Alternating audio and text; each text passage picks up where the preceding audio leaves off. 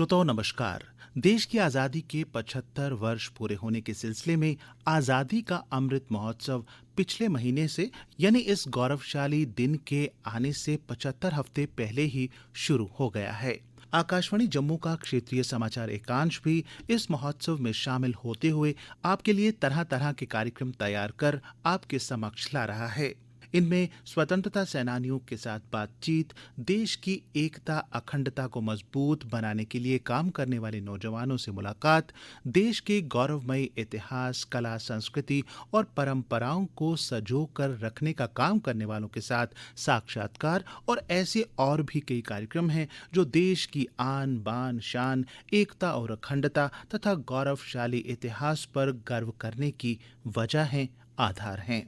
आज के इस कार्यक्रम में हम आपकी मुलाकात करा रहे हैं एक ऐसे शख्स के साथ जिनका मानना है कि भारत सदा से स्वतंत्र था, स्वतंत्र है और स्वतंत्र रहेगा और इसके इतिहास के किसी दौर को गुलामी का दौर कहना उन्हें अच्छा नहीं लगता। उनका कहना है कि भारत कभी गुलाम था ही नहीं। जी हाँ, हम बात कर रहे हैं अंतर्राष्ट्रीय ख्याति प्राप्त चित्रकार और कवि विजय सराफ मिनागी जी के बारे में, जिनके साथ हमने आज़ादी का अमृत महोत्सव श्रृंखला के अंतर्गत फोन पर बातचीत की। तो आइए आज सुनते हैं यही बातचीत। विजय सराफ जी, आज के इस कार्यक्रम में आपका स्वागत है। 75 हफ्ते का हम आज़ादी का अमृत महोत्सव मना रहे हैं, लेकिन आप भारत की आज़ादी को लेकर अलग ही सोच रखते हैं और आपका मानना है कि भारत कभी गुलाम था ही नहीं। आप जाने जी, माने चित्रकार हैं, न केवल भारत बल्कि देश से बाहर भी आपकी ख्याति है, आपका नाम है। इसके अलावा आप लिखते भी हैं और कहते हैं ना कि कलाकार की जो कल्पना होती है, उसकी उड़ान होती है, उसकी सोच होती है, वो असीम होती है। तो आपका ये कहना कि भारत कभी गुलाम था ही नहीं, ये आप किस आधार पर कह सकते हैं? How do you justify yourself on it? देखिए जी, भारत का इतिहास और संस्कृति गतिशील है। सिंधु घाटी की सभ्यता, वैदिक सभ्यता, युग, सिकंदर का आक्रमण, गुप्त साम्राज्य, हर्षवर्धन, कांची के पल्लव, मुल्तानों का कब्जा, तैमूर का कब्जा, जी, मुगल वंश, सिख शक्ति, जी, छत्रपति शिवाजी, मुगल शासन का पतन जी, और उसके बाद भारतीय स्वतंत्रता संग्राम जिसे बोलते हैं। जी, उसके बाद ब्रिटिश 200 साल तक रहा। जी, हमारा भारत का इतिहास और संस्कृति इतनी गौरवशील है कि हम कभी किसी के गुलाम रहे ही नहीं। तो ये जो लोग हमारे पास आए, गजनी से लेकर ब्रिटिश राज्य तक हमारे पास, हमारे भारत पर जो कब्जा करके कई जी, चीजें भी ले गए और अपना और राज्य भी स्थापित किया, जी, ये कोई गुलामी नहीं थी। हम किसी पे हमला नहीं करते थे। जी, हमारा अपना ही प्रदेश है। अशोक की तरफ देख लीजिए, उनका राज्य कितना फैला हुआ था। जी, तो हमने किसी पे कभी हमला नहीं किया, जी, लेकिन हमारी संस्कृति इतनी अच्छी थी, लोग आध्यात्मिक तरीके से बड़ी पहुंच थे, योग था। जी, तो ये रामायण, ये महाभारत, ये गीता, ये चार वेद, उपनिषद सारे यहाँ ही हुए। जी, तो इतना पढ़ा लिखा समाज होते, अगर किसी ने हम पर हमला किया तो ऐसा नहीं है कि हमने उनको रोका नहीं, रोका है, समझाया भी होगा, जी, भाई ऐसा मत करो, आप आओ बैठो। क्योंकि यहाँ पारसी भी आए, जी, सारे आए, फ्रांसीसी भी आए, पुर्तगाल भी आए, जी, सब बस गए यहाँ, थोड़े जी, थोड़े करके सारे बस गए। जी, हमने सबको बसाया है, ईरानी भी आए, सब बसे, जी, लेकिन हमने किसी को तंग नहीं किया।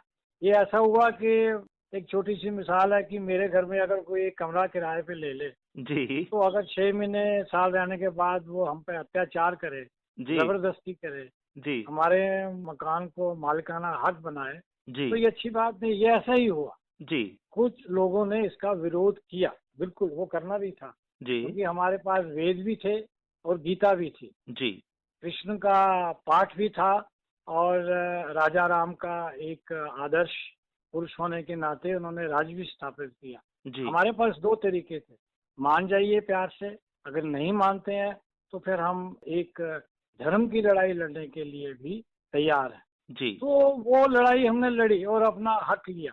जी, हम कोई गुलामी से स्वतंत्र नहीं हुए, बल्कि हमने उनको बाहर खदेड़ा, पर जाओ, हमें नहीं चाहिए। जी, हम पहले भी स्वतंत्र थे, आज भी स्वतंत्र हैं और आगे भी स्वतंत्र रहेंगे। जी, जी, बहुत अच्छी और बहुत ही बड़ी बात आपने कही भारत की विशालता के बारे में, उसके जी, आदिकाल से वजूद के बारे में और हम भी आपके इस जस्टिफिकेशन से सहमत हैं और उम्मीद करते हैं कि श्रोता भी होंगे, कि जिस प्रकार देखिए कोई नाजायज़ कब्ज़ा कर लेता है ना ज़मीन पर, जी, बाज़ारों में ऐसे ही तो हुआ। जैसे सरकार उसे हटाती है, उन कब्ज़ों को बिल्कुल, हटाती है, तो बिल्कुल, इसका मतलब बिल्कुल, ये नहीं होता कि वो उसके मालिक बन गए या देश उसका बिल्कुल गुलाम सही। बन गया। देखिए शंकराचार्य, चैतन्य महाप्रभु, नामदेव, जी, ये सारे देखिए पुराने आदमी हैं जिन्होंने इस देश को बनाया। गांधी हैं, जी, सुभाष चंद्र बोस हैं, भगत सिंह हैं। तो ये सारे लोग थे जिन्होंने अपने अपने तरीके से कुछ ना कुछ कंट्रीब्यूट करके अत्याचारियों को खदेड़ा। जी, तो सराफ साहब आपने ये बहुत बड़ी बात की कि भारत की विशालता, इसकी महानता और इसका वजूद जो सदियों से है, उस पर कोई काबिज़ हो जाए या उसको गुलाम बना ले, ये आप नहीं मानते, इतना हमें फ़ख्र है अपनी महानता के ऊपर। अब जी, हम बात जी, करते हैं स्वतंत्रता संग्राम की। हालाँकि आपके जी, मुताबिक ये संघर्ष बाहर से आकर काबिज़ हो चुके अंग्रेज़ों को भगाने का था, ना कि एक जी, स्वतंत्रता जी, संग्राम आप इसे कहते हैं। तो इस जी। संघर्ष को आप किस तरह से देखते हैं? और इसकी सबसे बड़ी ताकत क्या थी जो हम सभी ने मिलकर अपनी जड़ें जमा चुके अंग्रेजी शासन को उखाड़ फेंका? जैसे सभी जानते हैं कि ब्रिटिश राज्य ने 200 साल तक राज्य किया। जी, चालाकी से ईस्ट इंडिया कंपनी वगैरह लगा के 1757 में प्लासी की वार हुई। वैसे तो 1897 के बाद ये माना जाता है वो मेरठ में सैन्य कर्मियों की पहली बगावत हुई, जी, जी, जिसे भारतीय स्वतंत्रता का पहला संग्राम मतलब कि माना जाता है। जी, ईस्ट इंडिया कंपनी का अंत भी हुआ। जी। फिर 1919 में जलियांवाला बाग, हुँ, हुँ। साइमन कमीशन, भगत सिंह, जी, सुखदेव, राजगुरु, भारत छोड़ो आंदोलन, जी, तो सुभाष चंद्र बोस, ये सारे गांधी, ये सब कड़ी एक बाई एक जो है एक दूसरे के साथ अपने अपने तरीकों के साथ जुड़ती गई। जी, तो ये अगर आप देखें तो सभी ने एक साथ दिया अपनी अपनी जगह पर, जी हाँ, चाहे कश्मीर से लेकर कन्याकुमारी तक, यहाँ से गुजरात से लेकर असम तक। जी, तो सभी ने अपना अपना ये साथ दिया इनको बाहर खदेड़ने में। जी, आज एक छोटा सा ये मुल्क है, छोटा सा अगर नक्शे में देखें, वहां पर जो भी सामान है, मैं ये मतलब कह सकता हूँ कुछ परसेंटेज तो भारतीयों का है। जी, तो ये लूट का सामान लेके जाना, अपना साम्राज्य स्थापित करना, जी, ये कोई ना इंसानियत रही है, ना मानवतावाद रही है, ना ये हमारा हिंदुस्तान इसको मानता है। जी। और अंग्रेज़ों तो को भगाने के लिए हम सभी एक कड़ी की तरह, एक सूत्र की तरह बंधे हुए थे। जब हमारा बिल्कुल, संघर्ष चल रहा था, तो बिल्कुल, सभी का एक बिल्कुल, ही उद्देश्य था कि अंग्रेज़ों को भगाना। बिल्कुल, और उन्हें भगाया और स्वशासन प्राप्त किया और तब तक हम बिल्कुल एक सही। थे, एकता के सूत्र में बंधे थे। लेकिन with the passage of time ऐसा क्या हुआ कि अपनी खुद की हुकूमत हासिल करने के बाद यहाँ जी, पर भाषा, बोली, इलाके, यहाँ तक कि मज़हब के नाम पर भी तनाज़े, फ़साद, विवाद, झगड़े होते नज़र आए। ये मैं पोस्ट 47 की बात कर रहा हूँ। 47 के बाद से लेकर अब तक देश में कितने इश्यूज, कितने जी। मुद्दे इस तरह से उठते हैं जिसमें लगता है कि हम कहीं ना कहीं विभाजित हैं, चाहे वो भाषा के नाम पर हैं, बोली के नाम पर हैं, मजहब के नाम पे हैं। तो आप क्या समझते हैं कि ऐसा क्या हुआ कि वो हमारी जो नेशन फर्स्ट वाली वचनबद्धता थी उससे हम कमजोर पड़ते गए? इसके बाद जो ये हमारी लड़ाई जो थी ये अपने लोगों के बीच में थी। जी, कुछ खामियां भी हैं, मैं मानता हूँ।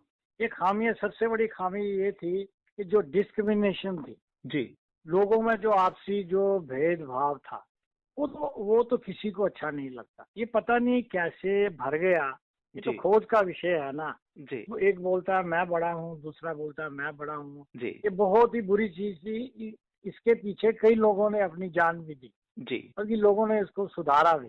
जी, तो ये चीज जो है बढ़ते बढ़ते बढ़ते बढ़ती गई, घटी नहीं। जी, जी, इस बात को समझना बड़ा जरूरी है ना। जब कोई विपत्ति आती है तो सब खड़े होने चाहिए, सब, जी, बिना भेदभाव के, बिना किसी कास्ट के, बिना क्रीड के, बिना रंग, जातिवाद, भाषा के। दूसरी बात ये है कि हमारी एक भाषा न बन सके। जी, हालांकि संस्कृति जो है आज भी दुनिया की सबसे महान भाषा है। जो हम सोचते हैं, कहते हैं, वही लिखते हैं, जी, और इसके चंद शब्दों में सारा भाव आ जाता है। जी, जी, उसे हम देवनागरी कहते हैं। जी, और देवनागरी से हिंदी भी निकली। पता नहीं क्यों लोग कतराते हैं ये कहने में कि हमारी भाषा हिंदी जो है ये किसी वजह से क्यों नहीं हो रही है, जी। ये दुख है।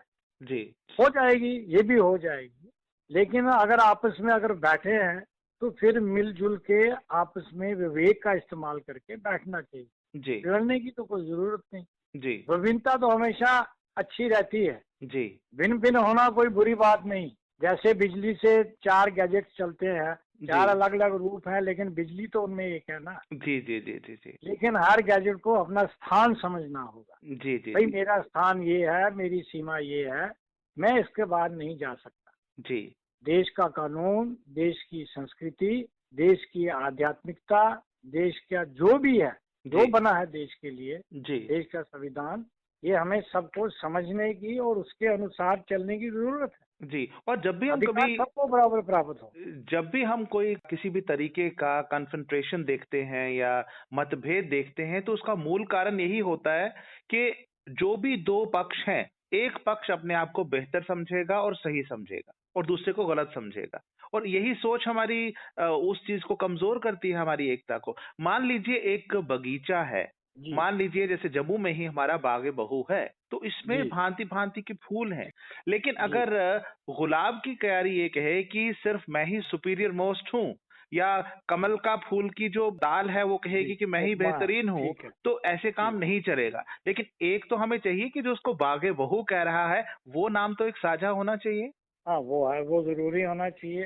ये देखिए, ये आदमी के भीतर जो है, ये देखिए, ये श्रीमद् भगवत गीता और उपनिषदों में लिखा गया है जी। बहुत खूबसूरती से जी। कि आदमी का अहंकार जो है, जी।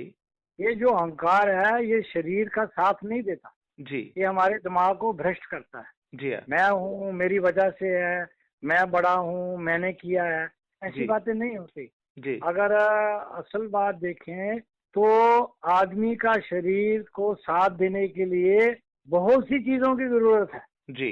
आदमी कुछ अकेले कुछ नहीं करता। खाना किसान देता है, रक्षा सिपाही करता है, जी।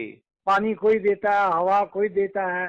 तो इसमें अहम की जरूरत नहीं है। अगर आप सारे आदमी इस बात को सोचें जी। कि भैया मेरे बूट जो है फला आदमी बांधता है, जी। हाँ। मेरा सफाई जो है सफाई कर्मचारी करता है, जी। जी। मेरा रक्षा करने वाला सिपाही है, जी। ठीक है। तो ऐसे लोग जो हैं, अगर विवेक से देखें, दिमाग से देखें, तो सब एक दूसरे को सहयोग कर रहे हैं। हम जी। सोचते नहीं है, नहीं जी मैं बड़ा हूँ, मेरे पास पैसा है, मेरे जी। पास गाड़ी है, ये जी। गलत है। ये तो एजुकेशन ही गलत है, यानी किसी का भी योगदान किसी से कम नहीं है। कम सभी नहीं है, सभी का रोल जो है, योगदान जो है, बराबर है, अहमियत है, वो बराबर बराबर है। बराबर है। विजय जी, आप चित्रकार होने के साथ साथ लेखक भी हैं, कवि भी हैं, तो एक कलाकार के तौर पर जब आप अपने चित्रों के रंगों के माध्यम से देश का चित्रण करते हैं या एक कल्पना करते हैं या कलम के माध्यम से अपने अल्फाज के जरिए से लिखते हैं, तो जी मौजूदा दौर में भारत की कैसी छवि, कैसा चित्र आपके दिमाग में आता है और आपकी कलम किस तरह से उसे व्यक्त करती है? देखिए जी, मैं बड़ा खुशकिस्मत हूँ कि भारत में पैदा हुआ हूँ। जी। ऐसी संस्कृति में जहाँ हमारे जन्म लेने से पहले ये बड़ी उत्कृष्ट स्थिति पर थी संस्कृति। जी। देखिए, आप मूर्तियां देखिए, कला देखिए, जनता लोरा देखिए, ये इतनी इतनी मूर्तियां बनी हुई हैं, तो हमें शर्म आती है ये देख के कि हम ऐसे क्यों नहीं बन रहे। जी। ठीक है। और दूसरी बात यह है, हमारी सोच और विचार, आज भी हमारा सोच और विचार जो है, वो जो है बहुत उच्च है। देखिए, जी। एक छोटी सी बात है, गीता में दूसरे अध्याय में श्री कृष्ण ने कहा है कि भाई जिनको तुम मारने जा रहे हो वो कभी हुए ही नहीं, जी। और तुम पंडितों जैसी बात करते हो। जी। जी। जी। बाकी जो चीज कभी हुई नहीं, उसको हम शैडो बोलते हैं। जी। हमने तो बहुत पहले इसको शैडो बोल दिया था। तो ना हमें भ्रम है विचारों में, जी। हम कला में भी निपुण हैं, जी। पत्थरों में भी, रंगों में भी, जी। और नृत्य, नाटक और ये अपना साहित्य में जी। हम सारी जगह निपुण थे। जी। अब वहां से हमें प्रेरणा लेने की जरूरत है। जी। और सबसे बड़ी बात यह है कि हमारा आर्ट जो है जी। अब लोगों तक पहुंचना चाहिए। जी। तो ये मेरी प्राथमिकता रहती है कि किसी न किसी तरीके से अच्छे विचार जो हैं रंगों में और लेखनी में पहुंचे। जी। वो प्रयास रहता है। भारत को विश्व गुरु कहा जाता था और आज भी देश की सरकार कहती है, देश के लोग कहते हैं, देश के बुद्धिजीवी कहते हैं कि भारत फिर से विश्व गुरु बनेगा। तो ये विश्व गुरु बनने का सपना किस तरह से दोबारा से साकार हो सकता है? हालांकि भारत अपनी छाप जो है छोड़ता जा रहा है, चाहे वो योग के जरिए हो या दूसरी पद्धतियां जो दुनिया पहले नहीं मानती थी। आयुर्वेद को लोग नहीं मानते थे, आज आयुर्वेद के पीछे लोग भाग रहे हैं। तो भारत का जो असली रूप है, जिसने जी उसे विश्व गुरु बनाया था, उसके जी। संदेश की आज विश्व शांति के लिए कितनी आवश्यकता है? देखिए जी, ये गुरु शब्द में मैं एक चीज लोगों को समझाना चाहूंगा। जी, जो गुरु होता है उसकी सीधी उपमा ईश्वर से की जाती है, और ईश्वर को कभी अहंकार नहीं होता। अहंकार उसका शिष्य होता है, जी, उसके चरणों में होता है। जी, तो गुरु जो है सारे संसार को, क्या सारे ब्रह्मांड को एक जैसी नजर में देखता है। जी, ठीक है, हाँ ये सत्य है कि कुछ चीजें भारत में निर्मित हुई थी, जी, जैसे विचार, कला और भी बाकी चीजें जो है भारत में प्रथम तौर पे निर्मित हुई थी। जी, उसमें हम कह सकते हैं कि एक स्टेप आगे से, आगे कहना नहीं चाहिए, अहंकार हो जाता है, लेकिन हम थे आगे। जी, लेकिन उस आगे में हम लोगों को जोड़ना चाहते थे। जी, कि जोड़ना जो है हमारा काम है, जोड़ना। जी, भारत की संस्कृति का काम है अपने काम और विचारों से लोगों तक पहुंचा के उन्हें अपने साथ जोड़ना, और जी। जोड़ के आगे एक साथ चलना। भारत की सोच ही वसुधैव कुटुंबकम की है। ये पूरी दुनिया बिल्कुल को हम एक बिल्कुल, कुटुंब, एक परिवार, एक कुंबा समझते हैं। वो पहले से मान चुके थे। जी, तो आज भी हम बड़े सरल भाव से, बड़े मानवीय विचारों से, और ये कह के भैया प्रकृति का नुकसान ना करें, जी, संतुलित में रहें, जी, क्योंकि ये पृथ्वी से खूबसूरत चीज अभी आपको मिली नहीं है कहीं भी। जी, ये आप उन्होंने अपनी दूरबीन से भी देख लिया जी, कि दूर दूर तक जो चीजें, जो गैसेस, जो पदार्थ पृथ्वी पर हैं, जी, वो अभी तक कहीं निर्मित नहीं हुए। जी, तो बेटर है जो चीज हमारे हाथ में है उसको संभाल के रखा जाए, जी। इस धरती माँ को संभाल के रखा जाए। हाँ, और वसुधैव कुटुंबकम और सर्वे भवन्तु सुखिना का जो मूल मंत्र है, यही विश्व बिल्कुल शांति के लिए बहुत जरूरी है। बिल्कुल। अब ये इसमें भी देखिए जी, गायत्री मंत्र में भी यही है, जी, सभी सुखी हो, सभी विचार शुद्ध हो, जी, एक दूसरे आपस में प्यार से रहें। जी, पर कुछ चीजें जो इंद्रियां हमारी जो जो हैं, हमें वो जो तंग करती हैं, जी, हमें जो ज्यादा लालच में ले जाती हैं, जी, स्वार्थ बना देती हैं, अहंकार में ले जाती हैं, वहां से पतन शुरू होता जी, है। ये ज्यादा देर तक नहीं रहती। जी। आज दुनिया भारत का लोहा मान रही है और भारत को मानती है। भारत की अहमियत, भारत की समर्थ और भारत की जो विचारधारा है उसको दुनिया मान रही है। और आज जब हमने कोरोना का इंजेक्शन बहुत सारे मुल्कों को दिया, तो ब्राजील जी से जब धन्यवाद संदेश आया तो उन्होंने कहा कि संजीवनी भेजने के लिए आपका धन्यवाद। ये ये देखिए जी, संजीवनी, संजीवनी शब्द आपने बोल के पूरा रामायण को देखिए, रामायण हमारे दिमाग में आ जाती है वाल्मीकि जी की। जी, कहते हैं कि श्री हनुमान जी के पास 8 सिद्धियां थी। जी, आज तक संसार में इतना महान पुरुष कभी नहीं हुआ। जी, जी, वो जी, दूसरे ब्रह्मांड की रचना रच लेते थे सिर्फ ख्याल भर से, जी, हाँ, लेकिन उन्होंने हमेशा सेवा भाव लिया। उस सेवा भाव से उन्होंने संजीवनी भी लाई और लक्ष्मण को भी उसमें जीवित कर दिया। जी, तो यही संजीवनी अब दूसरे रूप में जी। भारत में निर्मित हुई है। हुँ। उस समय की संजीवनी और थी, आज की संजीवनी और है, जी, लेकिन शब्द संजीवनी ही है, आपने जी, ठीक कहा। जी, तो इसी संजीवनी ने हमने लोगों को भी बांटा जी, और दुनिया का भी ख्याल रखा। जी, और उस मॉडर्न टेक्निक से, जैसे लोग बड़े प्रयास करते थे, भाई ये हिंदुस्तान के पास टेक्नीशियन नहीं है, फलां नहीं है, ये नहीं है, हुँ। लेकिन उन लोगों को ये पता होना चाहिए दुनिया के बेस्ट सीईओ, जी, कंपनी के सीईओ भारतीय हैं। जी, नासा में हमारे आदमी काम करते जी, जी, जी, जी, जी।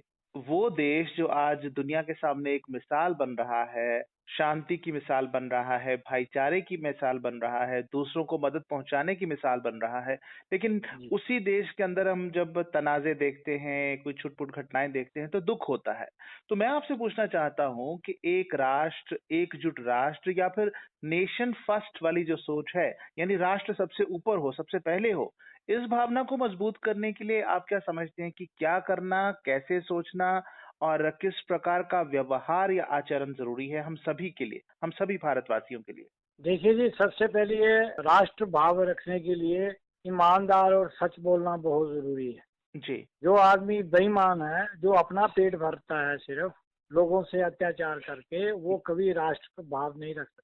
जी, ईमानदारी से कार्य करते हुए जो भी मिले खाने को, जी, पहनने को, जी, उसको उसको भगवान का प्रसाद समझ के लेना चाहिए। जी, जो जो संकलित करता है, जी, वो रखता है गोदामों में, वो राष्ट्र भाव नहीं ले जा सकता। जी, जी, जी, राष्ट्र भाव में समर्पण जरूरी है। जी, देखिए, एक छोटी सी मिसाल है, किसी टीचर ने बोला, उसने अपने बैलून पे लिखा सबके नाम और थैंक दिए कोई 2000। जी, तो सबको बोला जाइए अपना नाम देखिए। जी, वो इतनी देर लग गई, आधा घंटे में कोई अपना नाम नहीं ढूंढ पाया, जी, समय तय था। फिर जी, उसने किया, नहीं, जिस जिसका बैलून पे नाम लिखा है उसको देते जाओ, जी, तुम्हारा नाम अपने आप पहुंच जाएगा। जी, तो ऐसे क्या हुआ, आधे घंटे में सारे बैलून जो है सब नामों तक चले गए। जी, जी, जी, आप सबको देते रहिए, आपके पास खुद ब खुद पहुंच जाएगा। जी, ये बहुत बड़ी बात हमने की। देखिए जी, गांव से कस्बा बढ़ा, कस्बा से शहर बढ़ा, जी, शहर से रियासत बढ़ी, रियासत से मुल्क बढ़ा, जी, और मुल्क से ब्रह्मांड बढ़ा, जी, जिसे वासुदेव कुटुंब बोलते हैं। जी, अगर हम उसको बचा नहीं सके तो हम अपने गाँव को क्या बचाएंगे। जी, सबसे बड़ी ज़रूरत है आत्म-विश्लेषण की। देखिए, हमारे बिल्कुल। देश में हिंदू भी रहते हैं, मुसलमान भी रहते हैं, सिख भी रहते हैं, ईसाई भी रहते हैं। आप देखिए, जी। हिंदुओं की बात करिए तो हमारे शास्त्रों में लिखा है कि हमें ईमानदारी, नेकी से कमाई करनी है और अपना जीविकोपार्जन करना है। इस्लाम की जी। बात करें तो उसमें हमें हक हलाल की कमाई खाने का जो है पैगाम बिल्कुल। दिया गया है। सिखों की जी। बात करें तो सिख धर्म में भी गुरुजी ने हमें मेहनत और बिल्कुल ईमानदारी से ईमानदारी से, अपना बिल्कुल। जीविका उपार्जन करने के लिए कहा है। और जी। जी। रही बात ईसाइयों की तो बुद्ध की यीशु भी सेम मसीह है, ही प्यार बलिदान और से त्याग रहने के के, अपना प्रतीक हक, के बिल्कुल। लेकिन बिल्कुल। इन सारे धर्मों के अनुयायी होने के बावजूद भी हम अगर झगड़ें या लड़ाई करें या बेईमानी करें या भ्रष्टाचारी बने तो फिर हमसे ज्यादा बदकिस्मत और कोई नहीं हो सकता इस दुनिया में। देखिए जी, एक दरिया है, जी, उसमें सारे अपने छोटे छोटे अगर बांध बांधना शुरू हो जाएं जी, तो वो समुंदर तक कैसे मिलेगा। जी, तो हमने क्या किया, अपने अपने बांध बांध के अपनी अपनी छोटी छोटी नहरें बना दी जी, और उसी को मारना शुरू कर दिया। जी, बात ये नहीं है, उसका मूल है पानी। जी, तो पानी जो है वो मानवता की ओर जाता है। ये जी, तो सारे भेद हुए ना। जी, जी, जी, जी, जन्म जी, से कोई जन्म से कोई जात में नहीं जाता। जी, ये हमें नामकरण ही दिया जाता है, जी, जो हमें भिन्न भिन्न खंडों में डाल देता है, खानों में डाल देता जी, है। जब आदमी बड़ा होता है उसे अकल आती है, भैया सबसे सीखो। जी, किसी ने जहाज बनाया, हम सफर करते हैं। जी, तो हमने जीरो बनाया, वो इस्तेमाल करते हैं। जी, अगर वो अपने जहाज को पकड़ के बैठ जाएं, हम अपने जीरो को पकड़ के बैठ जाएं, तो मसले हल नहीं होते ना। जी, जी, जी, जी, जी, कुछ देने से, कुछ लेने से, कुछ बांटने से चीजें जो है बनती जी। स्वामी विवेकानंद जी के जो गुरु थे हैं। परमात्मा। रामकृष्ण परमहंसा, उन्होंने एक हिंदू, एक मुसलमान और अलग-अलग धर्मों के तौर पर जीवन जिया और वो जी। इस निष्कर्ष पर पहुंचे थे कि जितने भी धर्म हैं वो सभी नदियां हैं और जो अल्टीमेट एंड है वो समंदर है। नदियां जो जाती बिल्कुल। हैं वो समंदर में ही जाती हैं। तो जब सभी ने एक ही स्थान पर पहुंचना है तो फिर अपने बड़े या आकार में छोटे बड़े या संख्या में कम बड़े होने पर हमें गुमान क्यों करना चाहिए? क्यों उसको बिल्कुल। इश्यू बनाना चाहिए लड़ाई झगड़े का? देखिए जी, इसमें मैं 3 आदमियों को जिम्मेदार ठहराता हूँ। जी, एक माँ बाप को, जी, जो सही शिक्षा अपने बच्चों को दे, जी, और दूसरे गुरु, टीचर जो है, जो इन्हें सिखाते हैं। जी, जो टीचर जो है उनको भी सही शिक्षा देनी चाहिए, भाई सही चीज क्या है, जी हाँ, बिना भेदभाव के। जी, वो तीसरा है उनका निजी अनुभव। निजी अनुभव में भी एक चीज उठा के फैसला मत ले। जी, एक चीज देखें, 2 चीज देखें, 3 देखें, उनको सोचे समझें, जी, खुद परखें।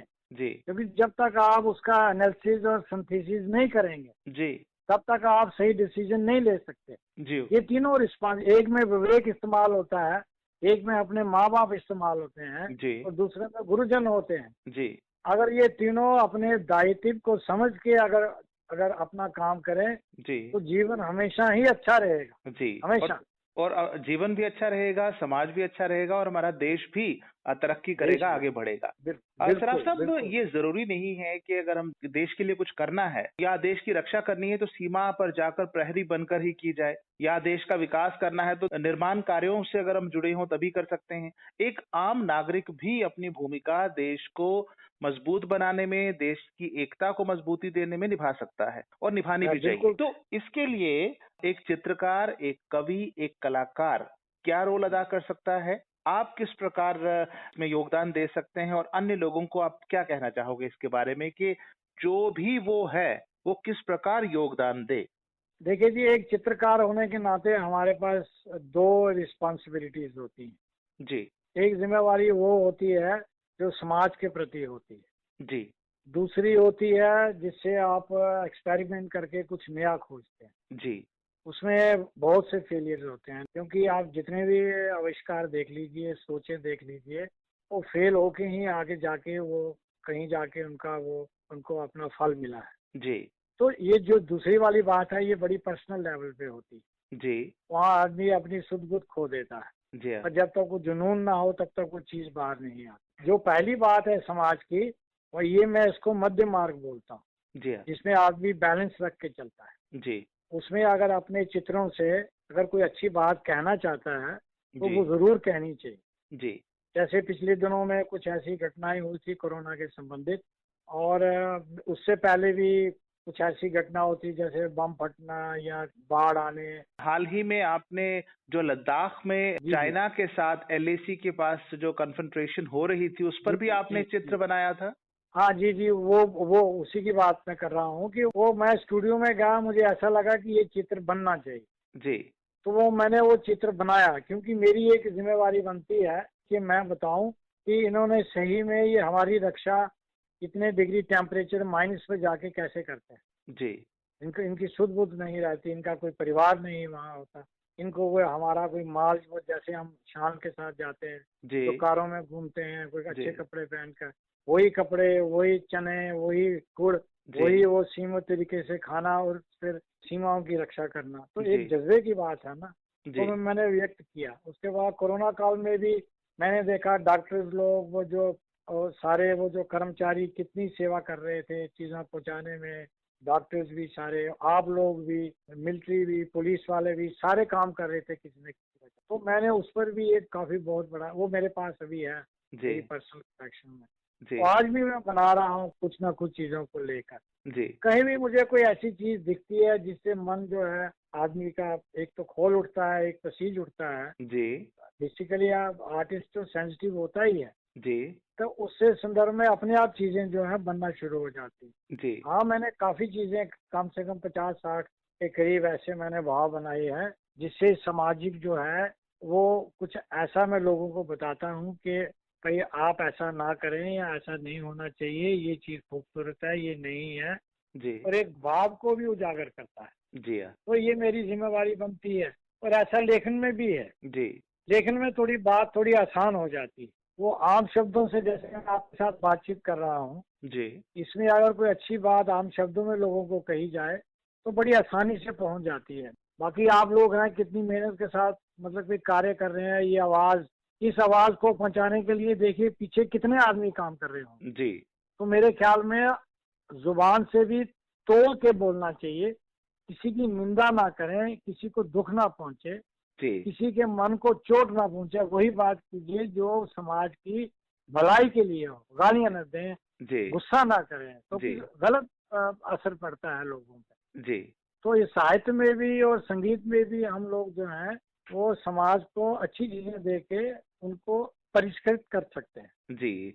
तो हाँ आज जो आपने समय निकाला और हमसे बातचीत की, तो आज का निष्कर्ष यही है कि जो आज़ादी का अमृत महोत्सव आने वाले 75 हफ्तों तक मनाने जा रहे हैं, जी इसका जो मूल मकसद है वो तभी हासिल किया जा सकता है जब हम हर एक भारतवासी, चाहे वो कोई कलाकार है, चाहे कोई डॉक्टर है, टीचर है, सैनिक है, कुछ भी है, वो अपने हिस्से का योगदान राष्ट्र निर्माण के लिए दे और उसका अल्टीमेट और सबसे पहला जो उद्देश्य है वो राष्ट्र होना चाहिए, राष्ट्र की बेहतरी होनी चाहिए, जिससे राष्ट्र अच्छा हो, राष्ट्र को मजबूती मिले। एक बात मैं और कहना चाहूंगा जी, कि सबसे अच्छी मिसाल वही होती है, ज्यादा जैसे आदमी सोचता है वैसा आदमी करे। जी, मेरी एक इच्छा थी कि जब हम किसी राष्ट्रपति भवन में जी, बड़े बड़े आदमियों को देखते हैं आगे बैठते हुए, जी, तो मैं सोचता हूँ कि सफाई कर्मचारी का कोई बेटा, सिपाही का कोई अच्छा छोटा दुकानदार जो हमारी बहुत सेवा करता है, जी, कोई नर्स,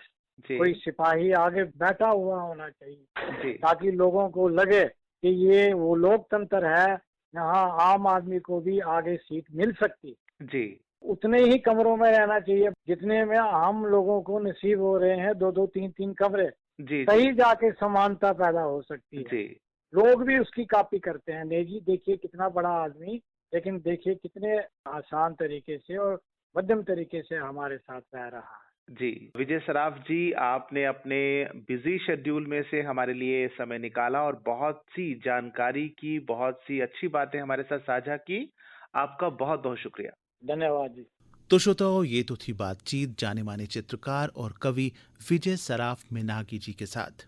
हम उम्मीद करते हैं कि आज़ादी का अमृत महोत्सव का जश्न सिर्फ जश्न मनाने तक ही महदूद नहीं रहेगा, बल्कि इसकी एक एक गतिविधि, एक एक समारोह, एक एक कार्यक्रम, एक एक आयोजन हमारी एकता, अखंडता को मजबूती देगा और जन जन में भारत के इतिहास, यहाँ की परंपराओं, आस्थाओं, भावनाओं और विचारधाराओं पर हमारे गौरव, हमारे फख्र को और सुदृढ़ करेगा।